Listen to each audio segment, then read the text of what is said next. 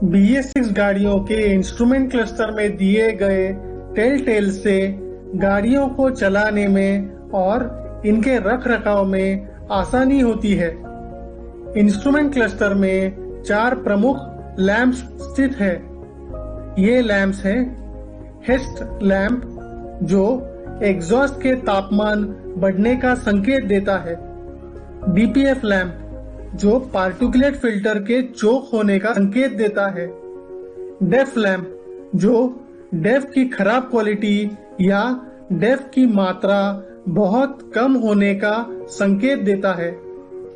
DWS या SCR lamp, जो driver को वार्निंग देता है। गाड़ी चलाते समय इन लैंप्स पे ध्यान रखें। अब इन लैंप्स के ऑन होने पर क्या संकेत मिलते हैं और क्या करना चाहिए, ये देखते हैं। एग्जॉस्ट सिस्टम में सूट या पार्टिकुलेट मैटर जमा होने पर इंस्ट्रूमेंट क्लस्टर पे लगा DPF लैंप जल उठता है। ऐसे समय पर गाड़ी को किसी खाली और सुरक्षित जगह पे खड़ा कर डैशबोर्ड पे स्थित रीजनरेशन स्विच को दबाना होता है, जिससे DPF में जमा पार्टिकुलेट मैटर जल जाते हैं। इस प्रक्रिया के खत्म होते ही DPF लैंप बंद हो जाता है और गाड़ी को फिर से चलाया जा सकता है। ध्यान रहे कि DPF लैंप जलने के बाद अगर ज्यादा समय तक बिना रीजनरेशन यानी पार्टिकुलेट मैटर को बिना जलाए गाड़ी को चलाया गया तो गाड़ी की क्षमता कम हो जाती है। कुछ समय बाद गाड़ी लिम्प होम मोड में चली जाती है। तब गाड़ी को सर्विस सेंटर में जाके सर्विस कराना पड़ता है। गाड़ी चलाते हुए जब एग्जॉस्ट सिस्टम के पार्टिकुलेट फिल्टर में जमा पार्टिकुलेट मैटर और सूट को जलाया जाता है, तब एग्जॉस्ट सिस्टम का तापमान बढ़ जाता है। इंस्ट्रूमेंट क्लस्टर पे स्थित हेस्ट लैंप तब ऑन हो जाता है।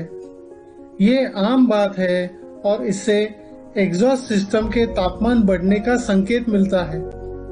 अगर गाड़ी किसी ऐसे जगह से गुजर रही है जहां पर ज्यादा तापमान उचित नहीं है, तब डैशबोर्ड पे स्थित रीजनरेशन इनहिबिट स्विच को दबाएं। इस स्विच को दबाने से पार्टिकुलेट मैटर और सूट के जलने की प्रक्रिया को रोका जाता है। ध्यान रहे कि यह एक सेफ्टी फीचर है और इनहिबिट स्विच को सिर्फ ऐसे मौकों पर ही इस्तेमाल करें। गाड़ी के ऐसे जगह से निकलने के बाद इनहिबिट स्विच को ऑफ करना जरूरी है ताकि पार्टिकुलेट मैटर को निरंतर जलाया जा सके।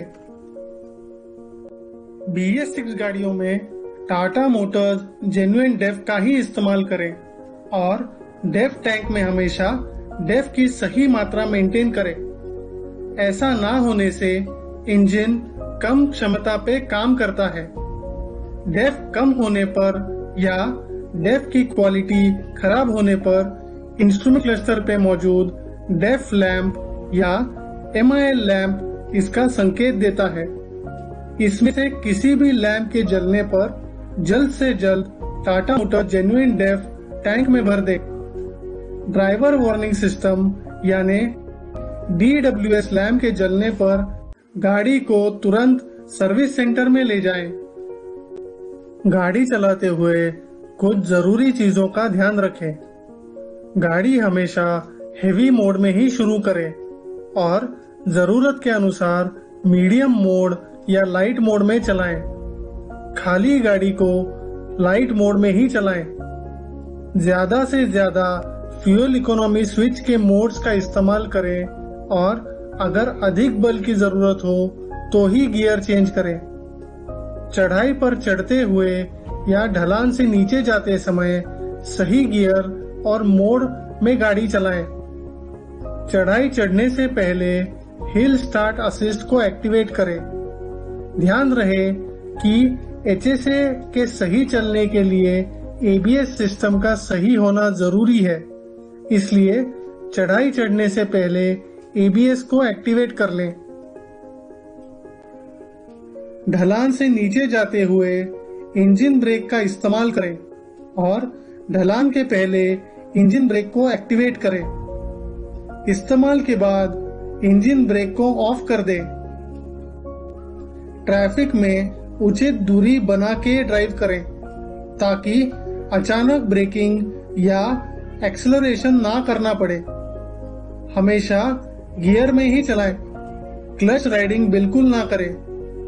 गाड़ी को कोस्टिंग यानी गियर में एक्सेलरेटर को छोड़ के चलाने की कोशिश करें। टायर में सही एयर प्रेशर तथा डेफ टैंक में डेफ की सही मात्रा एवं क्वालिटी मेंटेन करें। टाटा मोटर्स जेन्युइन डेफ का ही इस्तेमाल करें।